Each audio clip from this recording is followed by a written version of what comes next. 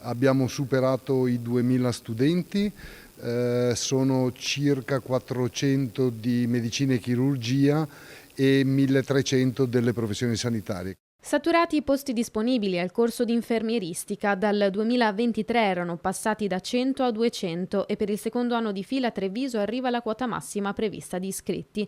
Un trend importante sia dal punto di vista degli investimenti nella città sia per il reparto sanitario.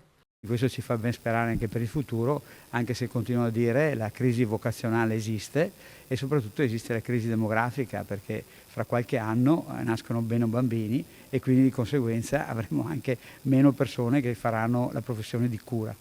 Credo che sia importante guardarci anche all'estero e capire se noi riusciamo ad essere attrattivi. Sono quasi 7.000 in tutto il Veneto i medici infermieri mancanti sia nei reparti che nel comparto di assistenza sociosanitaria.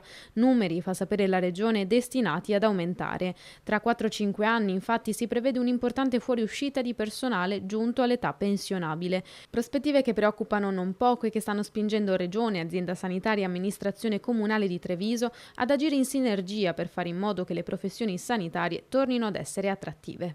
Tutto quello sul quale stiamo lavorando come territorio però sono i servizi accessori, inteso come aule studio, come mensa, come studentati futuri.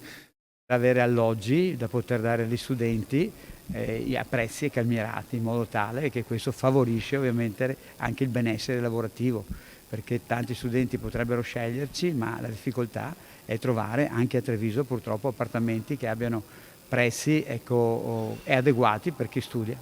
Treviso è la seconda sede medica di tutta l'Università di Padova, quindi oltre a darci soddisfazioni come impatto, come numeri, è importante perché è un modello che stiamo cercando di ripercorrere anche in altre sedi.